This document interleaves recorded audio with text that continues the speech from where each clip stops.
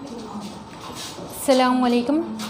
Second year class, आज आपका chapter number 4 का टॉपिक नंबर 2 है ऑक्सी एसिड्स ऑफ नाइट्रोजन। इससे पहले आपने नाइट्रोजन का इंट्रो देखा कि नाइट्रोजन की अपने ही ग्रुप में कौन कौन सी प्रॉपर्टीज़ हैं जो ये सही उसके साथ सिमिलर हैं और कौन सा उसका एबनॉर्मल बिहेवियर है।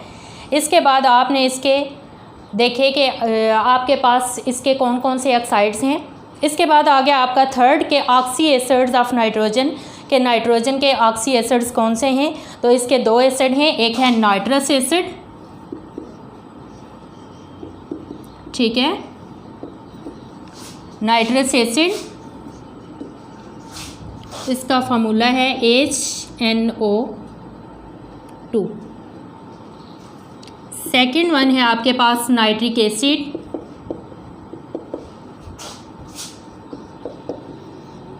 ये है HNO3।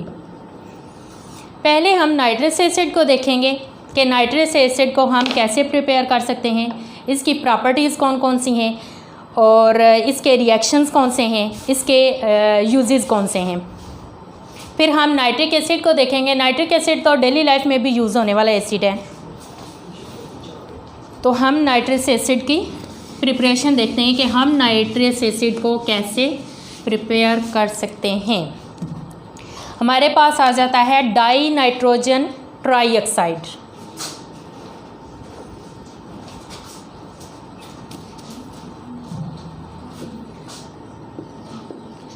Preparation of nitrous acid. First आ जाता है आपके पास डाई नाइट्रोजन ट्राईऑक्साइड है। अब डाई नाइट्रोजन ट्राईऑक्साइड को जब आप वाटर में डिज़ोल्व करते हैं तो आपके पास नाइट्रस एसिड बनता है। तो आपके पास नाइट्रस एसिड आता है HNO2, ठीक है। सेकेंड रिएक्शन है कि जब आप बेरियम नाइट्रेट का रिएक्शन करवाते हैं, बेरियम नाइट्रेट, इसका रिएक्शन करवाएंगे एसिड के साथ, सल्फ्यूरिक एसिड के साथ, H2SO4 के साथ, तो आपके पास नाइट्रस एसिड आएगा और साथ में बेरियम सल्फेट आ जाएगा। Barium sulphate plus nitrous acid, ये थे इसके प्रिपरेशन मेथड। नेक्स्ट आ जाता है आपके पास कि इसकी प्रॉपर्टीज़ क्या हैं। तो इसकी दो ही प्रॉपर्टीज़ हैं। एक तो ये है कि ये आपके पास नाइट्रस एसिड है जो ये साल्ट की फॉर्म में पाया जाता है, ठीक है, और दूसरा ये है कि ये डाइल्यूट सॉल्यूशन में स्टेबल होता है।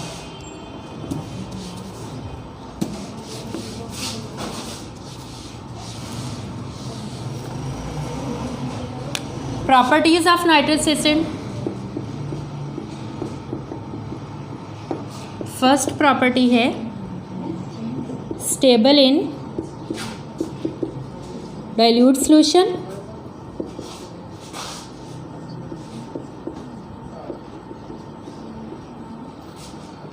And the second one is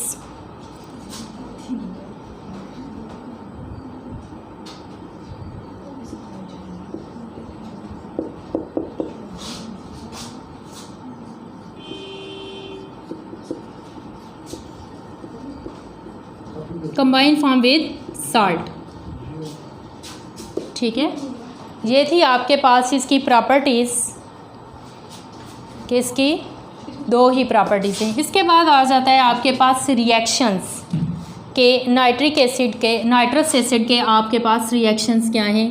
तो रिएक्शंस में आप देखें कि ये आपको डिकम्पोजिशन रिएक्शन भी देता है, ऑक्सीडाइजिंग एजेंट के तौर पर भी काम करता है और रिड्यूसिंग एजेंट के तौर पर भी काम करता है। ऑक्सीडाइजिंग एजेंट पर काम करता है तो इसका मतलब ये हुआ कि ये क्या करता है, ऑक्सीडाइजिंग एजेंट का मतलब ये हुआ कि ये अगले को ऑक्सीडाइज करेगा और खुद रिड्यूस करेगा। हम इसका पहला देख लेते हैं कि डिकम्पोजिशन।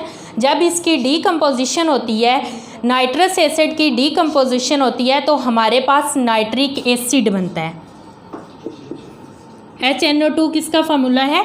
नाइट्रस एसिड का। अब नाइट्रस एसिड की डीकम्पोजिशन होगी तो हमारे पास नाइट्रिक एसिड आएगा HNO3, नाइट्रोजन ऑक्साइड आएगा और साथ में आपके पास वाटर आ जाएगा। ठीक है, फर्स्ट रिएक्शन था आपके पास कौन सा? Decomposition reaction. सेकंड आ जाता है कि act as an oxidising agent. Decomposition, second one act as an oxidising agent. ठीक है, इसमें आप देखें कि आपके पास था नाइट्रस एसिड,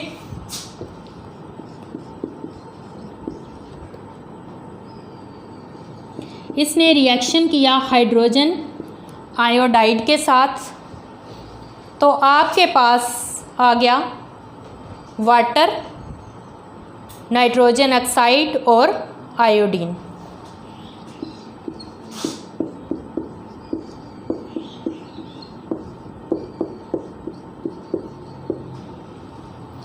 ठीक है, इस इक्वेशन को हम बैलेंस कर लेते हैं।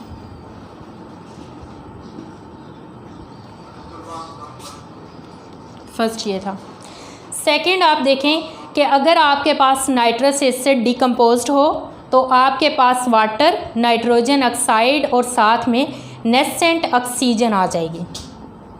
ये आपके पास नाइट्रस एसिड था, डिकम्पोज हुआ, आपके पास वाटर,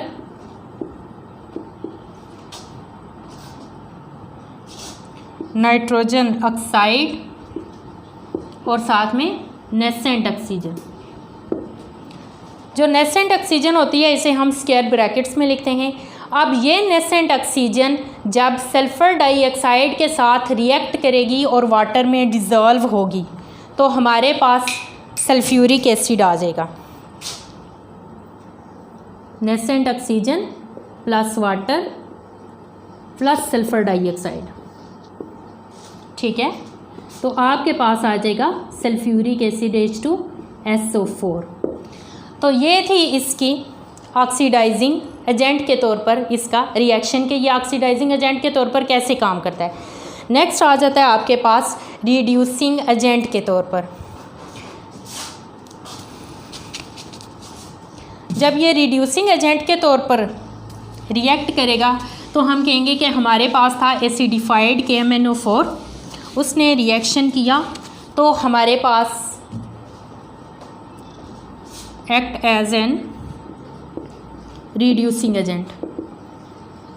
आपके पास था एसिडिफाइड KMnO4, इसका रिएक्शन करवाया एसिड के साथ H2SO4 के साथ, KMnO4 plus H2SO4 plus nitrous acid जिसका हम रिएक्शन करवा रहे हैं। ठीक है, तो आपके पास जो प्रोडक्ट है वो बन जाएगा potassium sulphate,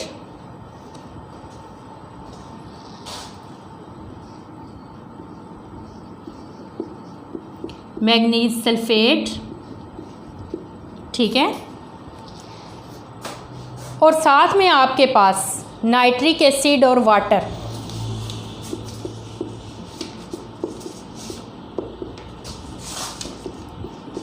HNO3 nitric acid आ जाएगा।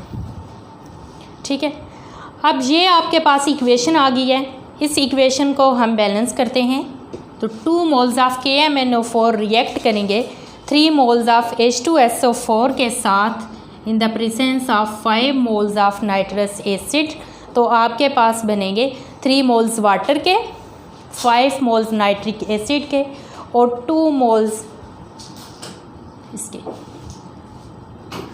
ठीक है, ये थी आपके पास as a reducing agent property. अगर ये रिएक्ट करे अल्कली के साथ, नाइट्रस एसिड का रिएक्शन विद अल्कलीज, पहले हमने देखा कि नाइट्रस एसिड का डिकम्पोजिशन रिएक्शन, फिर हमने देखा कि ये ऑक्सीडाइजिंग एजेंट के तौर पर कैसे काम करता है, फिर हमने देखा कि ये रिड्यूसिंग एजेंट के तौर पर कैसे काम करता है। अब हम देखने लगे हैं कि अगर इसका रिएक्शन करवाया जाए किसके साथ, अल्कलीज के साथ, रिएक्शन विद अल्कलीज। ठीक है, आपके पास आ जाएगा NaOH रिएक्ट विद HNO2, आपके पास बनेगा सोडियम नाइट्रेट NaNO2, ठीक है, और साथ वाटर।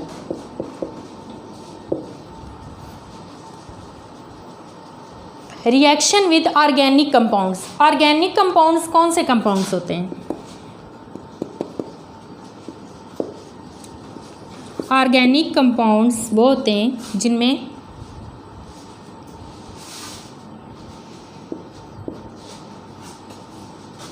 ऑर्गेनिक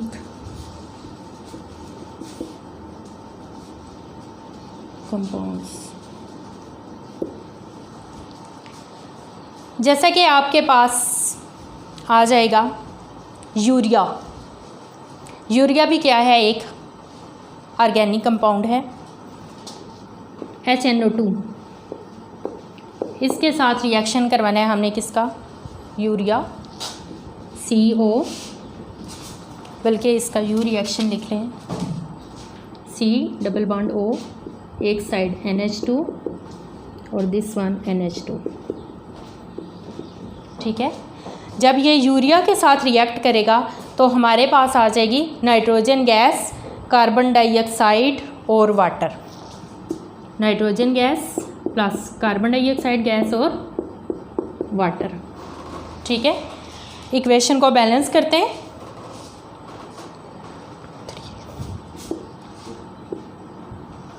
ये थे आपके पास रिएक्शंस नाइट्रस एसिड के। इसके बाद आ जाता है आपके पास कि नाइट्रस एसिड के बाद दूसरा एसिड आ जाता है आपके पास नाइट्रिक एसिड। ठीक है, नाइट्रिक एसिड का फार्मूला है HNO3। नाइट्रिक एसिड को हम प्रिपेयर करेंगे और नाइट्रिक एसिड को प्रिपेयर करते हुए हमने क्या किया कि हमारे पास एटमॉस्फेयर में नाइट्रोजन गैस भी प्रेजेंट है और ऑक्सीजन भी प्रेजेंट है।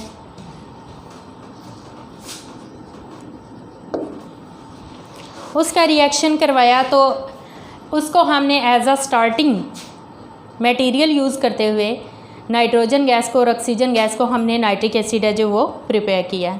ठीक है, अब नाइट्रिक एसिड को प्रिपेयर करने के लिए जो प्रोसेस यूज़ हो रहा है इसे हम ब्रिकलैंड आइड प्रोसेस कहते हैं। नाइट्रिक एसिड के लिए जो प्रोसेस है वो कौन सा है,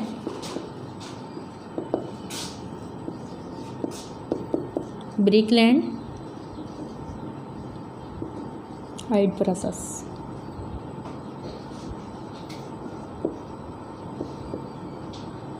ठीक है,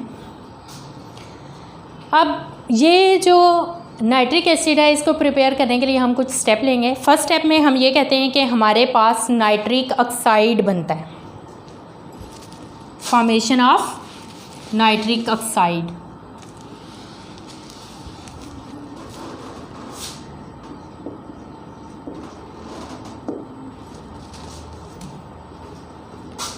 फर्स्ट था आपके पास फॉर्मेशन ऑफ नाइट्रिक ऑक्साइड,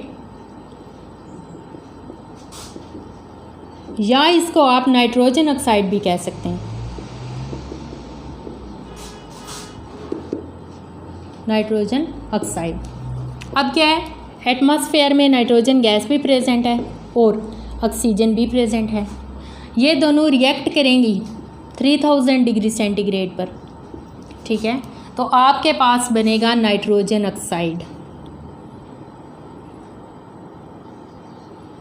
अब ये जो नाइट्रोजन ऑक्साइड बन गया है ये हाई टेम्परेचर पर स्टेबल नहीं है। अब हम इसे क्या करेंगे, ये डिकम्पोज हो जाता है। अब इसे हम डिकम्पोजिशन से बचाने के लिए हम इसे कूल करेंगे 1000 डिग्री सेंटीग्रेड पर। ठीक है,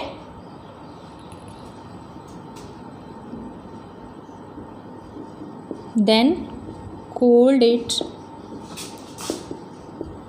at 1000 डिग्री सेंटीग्रेड पर। सेकंड स्टेप आ जाता है आपके पास कि 600 डिग्री सेंटीग्रेड पर नाइट्रोजन ऑक्साइड कंबाइन करेगा ऑक्सीजन के साथ, तो आपके पास नाइट्रोजन डाइऑक्साइड बन जाएगा।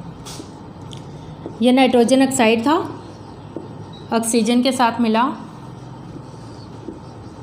600 डिग्री सेंटीग्रेड पर, तो आपके पास आ जाएगा नाइट्रोजन डाइऑक्साइड।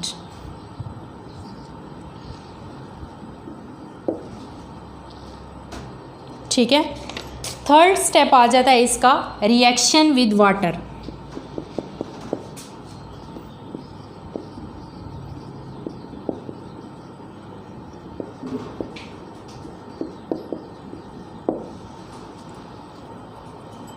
अब इसका रिएक्शन हुआ वाटर के साथ,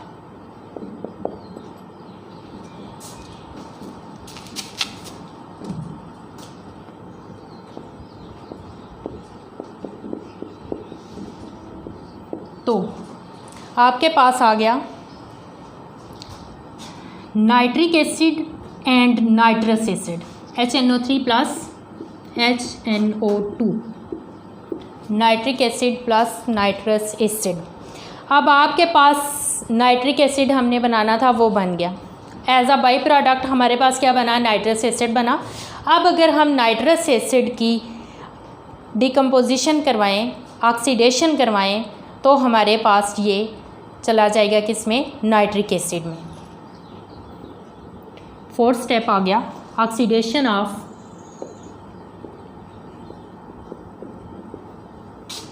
नाइट्रस एसिड।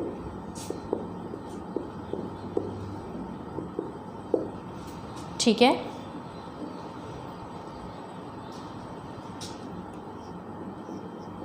HNO2 3 मोल्स, तो ये हमारे पास आ जाएंगे नाइट्रिक एसिड HNO3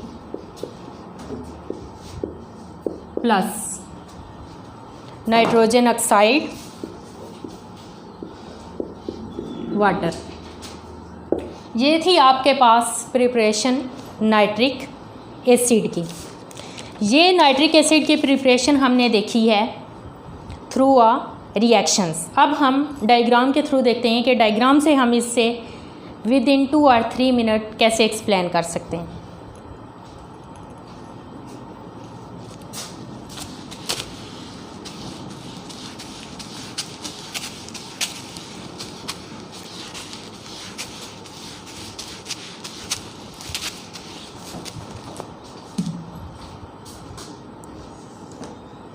ये थी आपके पास इलेक्ट्रिकल फर्नेस।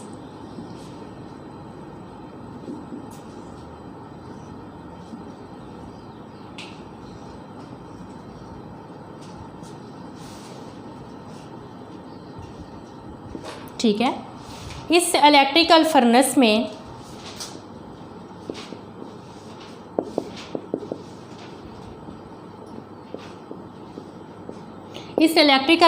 में नाइट्रोजन गैस थी प्लस ऑक्सीजन गैस थी, तो हमारे पास क्या बन गया, नाइट्रोजन ऑक्साइड बन गया। ठीक है।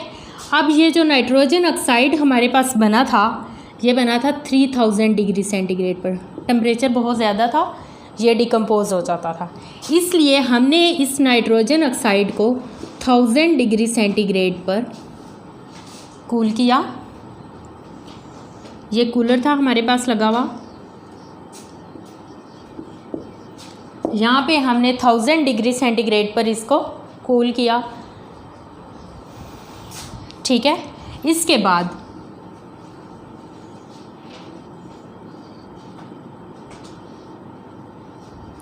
कूल होने के बाद ये हमारे पास था ऑक्सीडाइजिंग चैम्बर।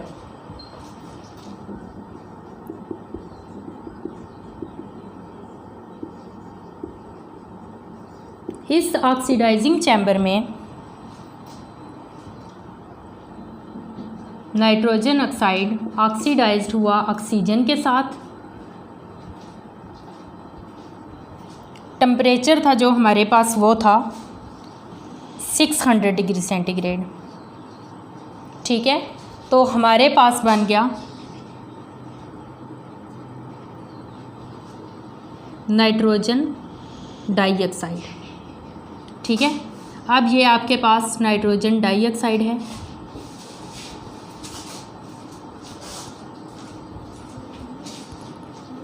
अब ये हमारे पास है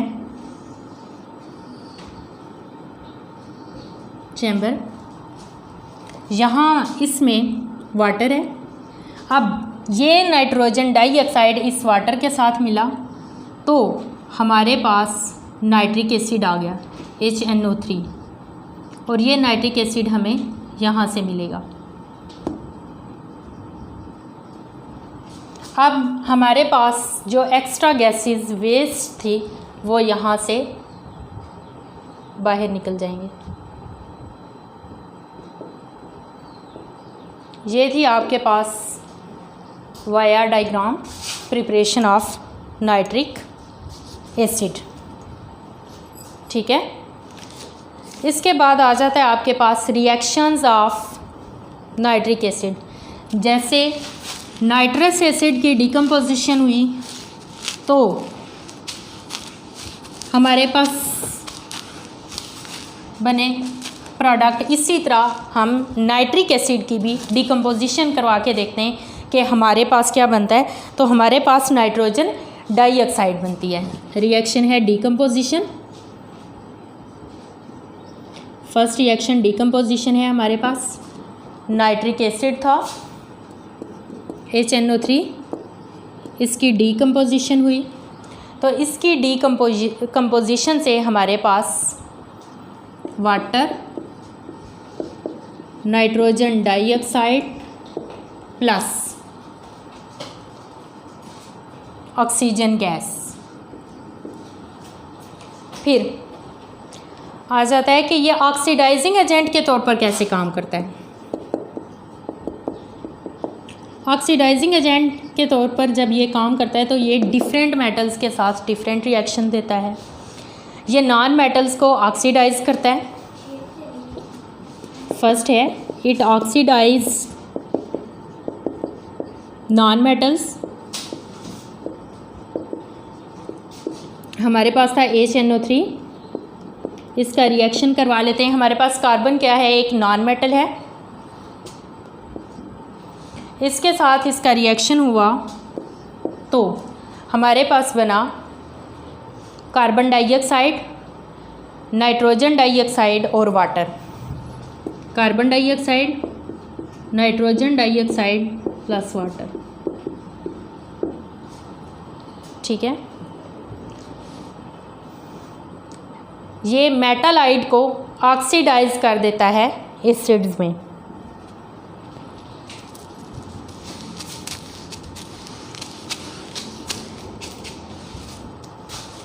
मेटालाइट्स आपके पास कौन से होते हैं?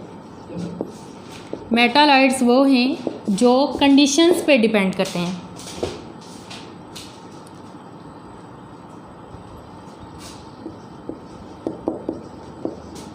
कि ये कब मेटल्स के तौर पर रिएक्ट करेंगे और कब ये नॉन मेटल्स के तौर पर करेंगे, नॉन मेटल्स की प्रॉपर्टीज़ शो करेंगे।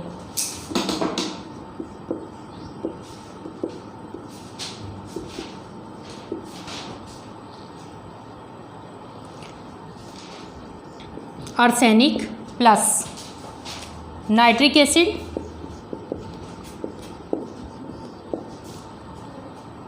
हमारे पास आ गया H3 arsenic O4 plus 5 moles of nitrogen dioxide plus water. ठीक है, इसके बाद आ गया reaction with metals.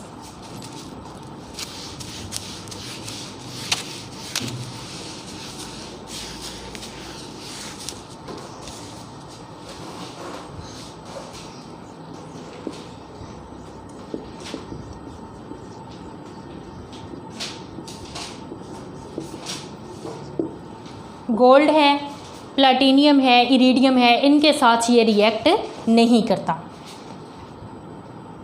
Gold, platinum and iridium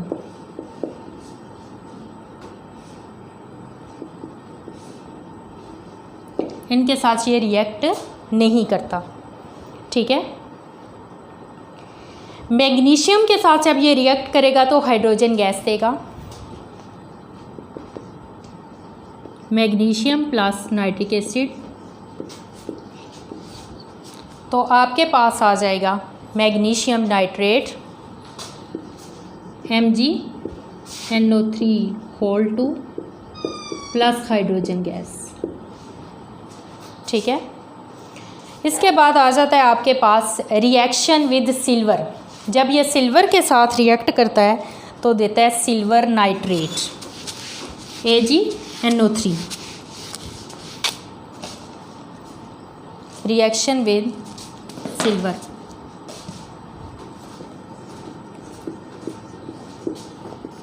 Ag plus HNO3, तो आपके पास आ जाएगा सिल्वर नाइट्रेट AgNO3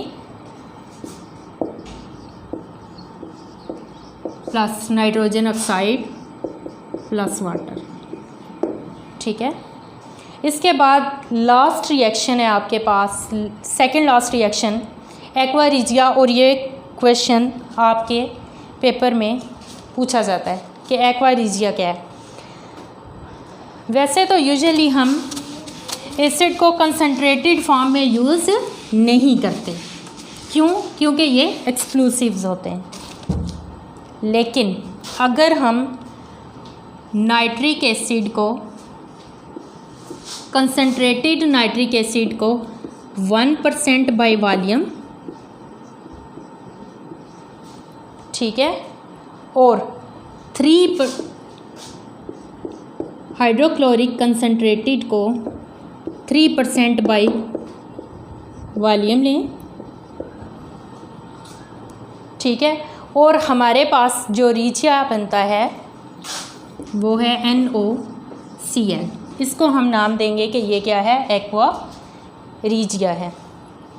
ठीक है, और साथ में हमारे पास जो क्लोरीन गैस है वो निकलेगी प्लस वाटर।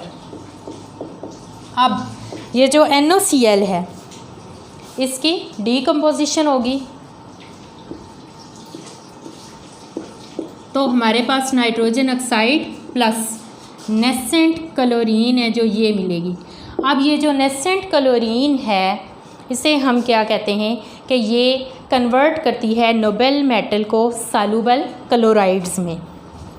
ठीक है, आपके पास AU है, ये आपके पास नोबेल मेटल है, इसका रिएक्शन होगा 6 मोल्स ऑफ नेसेंट क्लोरीन के साथ, तो आपके पास क्या होगा कि गोल्ड का क्लोराइड बन जाएगा AuCl3।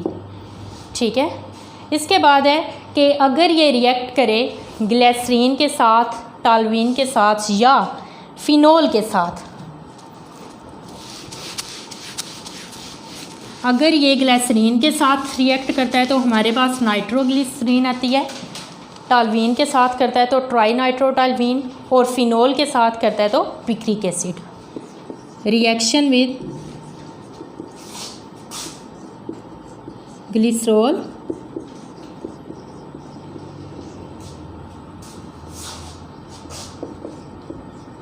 टॉल्यूइन और फिनोल।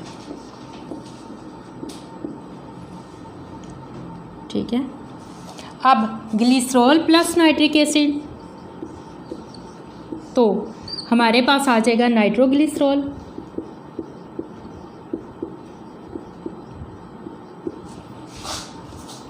टॉल्यूइन के साथ करेगा तो ट्राई नाइट्रोटॉल्यूइन, और फिनोल के साथ तो पिक्रिक एसिड।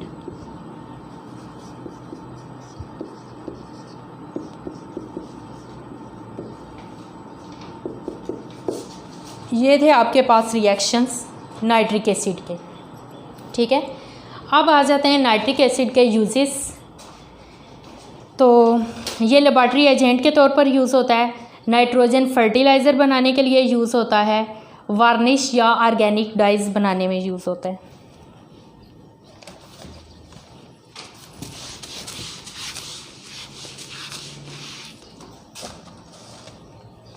फर्स्ट यूज़ आ गया as a laboratory agent.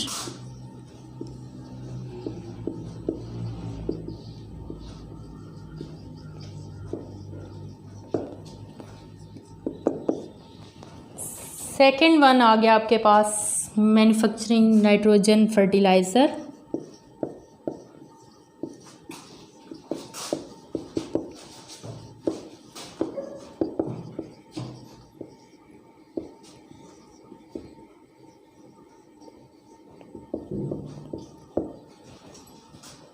Third आ जाता है to make varnish and organic dies.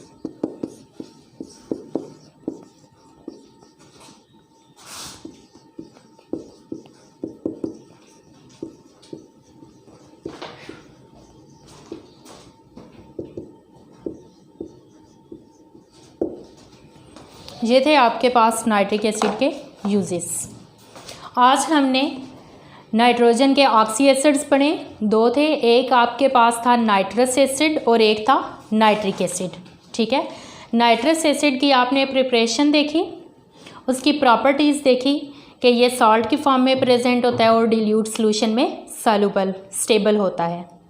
फिर आपने इसका रिएक्शन देखा कि ये डिकम्पोजिशन रिएक्शन शो करता है, ऑक्सीडाइजिंग एजेंट के तौर पर काम करता है, रिड्यूसिंग एजेंट के तौर पर, अल्कलीज के साथ रिएक्ट करता है।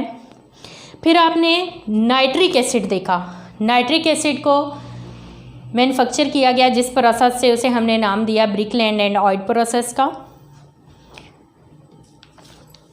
फिर आपके पास आ जाता है आगे रिएक्शंस इसके कि ये डिकम्पोजिशन रिएक्शन शो करता है, ऑक्सीडाइजिंग एजेंट के तौर पर काम करेगा तो आपके पास नेसेंट ऑक्सीजन आ जाएगी।